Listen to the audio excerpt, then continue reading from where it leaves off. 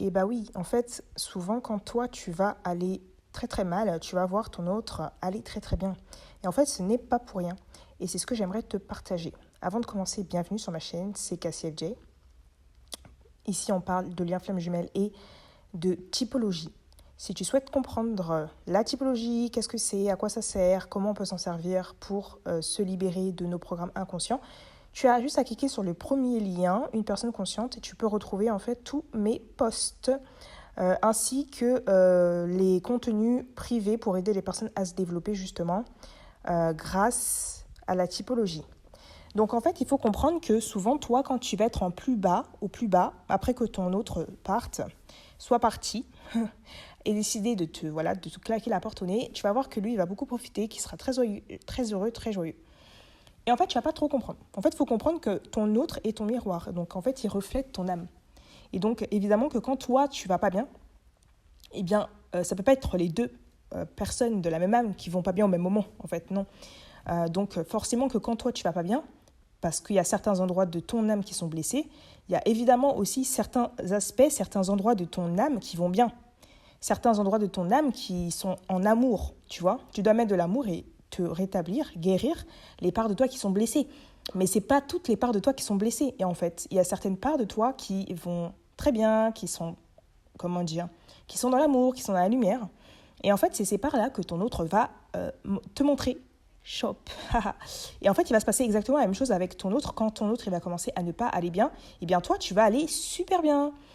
Donc ton autre, il pourrait ne pas comprendre pourquoi toi tu rayonnes, pourquoi toi voilà, ta vie, on dirait que tout est en train de repartir. Et lui, bah, il est en train de travailler sur certaines parts. Donc il faut comprendre que toutes les guérisons que toi tu fais, ça va avoir aussi un impact sur lui. Et donc les guérisons que lui il fait, ça a un impact aussi sur toi.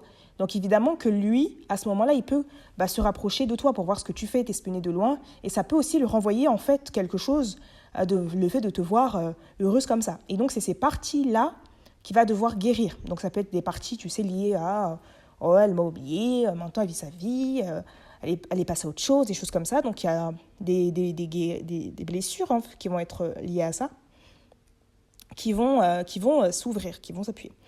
Donc même si de toute façon tu as fait le travail, il y a toujours un moment donné où il y a toujours des parties de toi de toute façon qui ne sont pas encore vraiment bien mis en lumière. C'est normal parce que parfois il y a des blessures qui sont très très très profondes.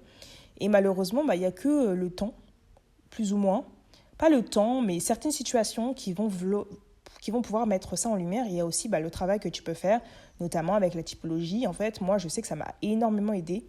C'est ce qui m'a le plus aidé, je pense, et c'est ce qui continue encore de m'aider. Donc parfois, c'est pas forcément des situations, parfois oui, ça peut être des situations que tu vas vivre qui vont te rappeler certaines choses, et donc là, tu vas comprendre que, il y a ça en fait que j'avais pas travaillé dessus, il y a cette vieille histoire que j'ai vécue là, que j'avais complètement oubliée, il y a cet endroit-là où je m'étais sentie comme ça aussi que j'ai oublié. Donc malheureusement, il faut tout revoir et remettre de la lumière et de l'amour sur tout ça. Donc parfois, c'est très inconfortable, c'est très désagréable et ça se fait pas au même moment. Donc c'est pour ça que il peut y avoir des espèces de parfois c'est lui, parfois c'est toi, parfois c'est lui, parfois c'est toi. Faut comprendre qu'il n'y a pas vraiment ce côté. Il y en a un qui est éveillé, il y a l'autre qui est pas éveillé. Vous êtes la même âme, vous êtes unis, vous n'êtes pas séparés, vous êtes vraiment la même âme.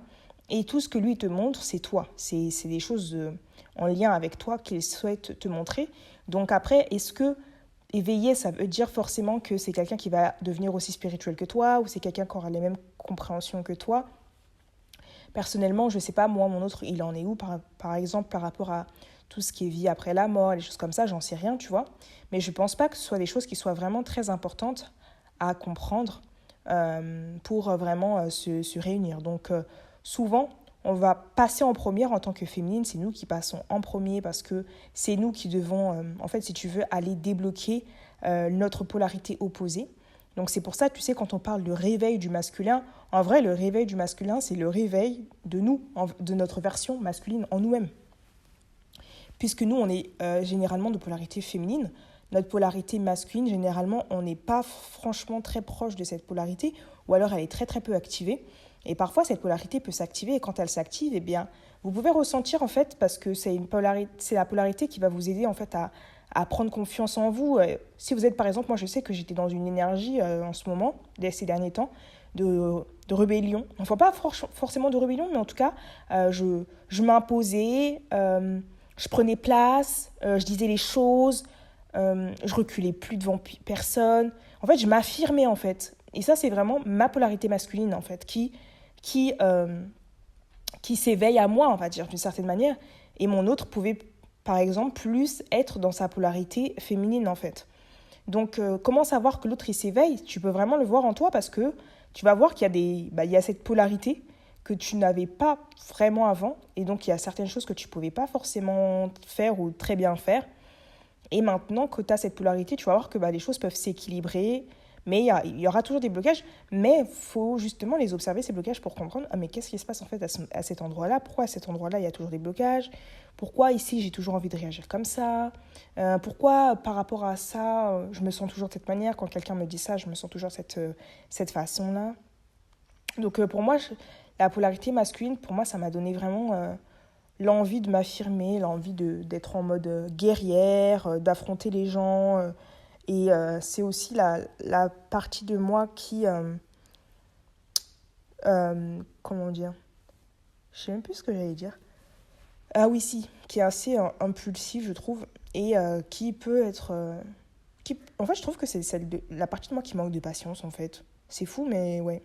Elle manque de patience, Et en fait, ça m'a rappelé beaucoup mon Yang, parce il est très comme ça, en plus, signe de feu, Sagittaire, signe de feu. Il est très rentre-dedans quand il veut quelque chose, il veut tout de suite, maintenant, il n'attend jamais, il est impatient et tout ça. Et c'est vrai que ces derniers temps, j'étais un peu dans ce genre d'énergie, tu vois. Je me suis dit, oula, ça ressemble à une énergie très masculine que j'ai en ce moment. Ça vient d'où, quoi? Et en fait, j'ai compris que, ah ouais, ok, je comprends. Je comprends pourquoi depuis que j'ai grimpé ma montagne plus ou moins, enfin, j'ai fait le plus gros du travail, parce que, bon, du coup, voilà, je manque énormément de patience. Parce qu'en vrai, avant, quand j'étais vraiment dans ma polarité yin, je n'étais pas trop concentrée sur le retour de l'autre ou sur comment le parcours avance. En fait, j'étais juste dans le truc, je m'inquiétais jamais.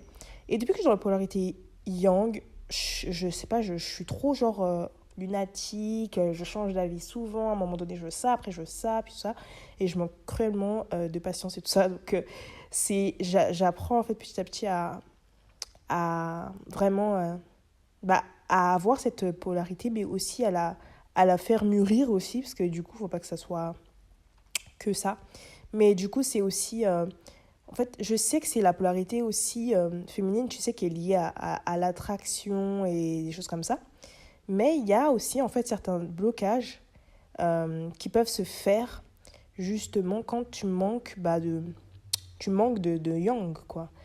Donc si t'es pas ancré, des choses comme ça, les choses ne vont pas arriver. Donc c'est pour ça qu'en vrai, même si on dit que c'est le féminin sacré qui attire, qui est capable de créer la réalité qu'elle souhaite, qui peut vraiment tout vivre ce qu'elle veut. Et c'est vrai que les choses se présentent toujours. Dès que tu veux quelque chose, ça se présente. Mais il faut quand même aussi être bien ancré pour que les choses puissent arriver. Si tu restes que là dans les rêves à attendre, eh bien, on peut avoir du mal à voir les choses arriver. Donc c'est clair que moi, j'essaie quand même de pas trop être dans un excès de yang, parce que du coup, ça donne quelqu'un qui peut tout le temps être en train de faire des choses. Et j'ai l'impression qu'en ce moment, c'est ça, je fais beaucoup de trucs.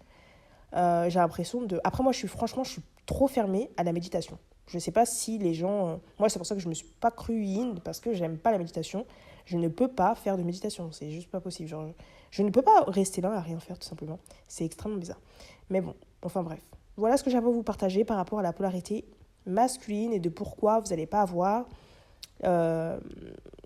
les problèmes au même moment, tout simplement. Si tu as aimé ce podcast, n'hésite pas à le liker, mettre un commentaire et retrouve tous mes contenus dans ma page Une personne consciente. Tu pourras retrouver tous mes posts, rejoindre la newsletter et recevoir mes prochains posts. Voilà. Merci à toi. Je te dis à bientôt.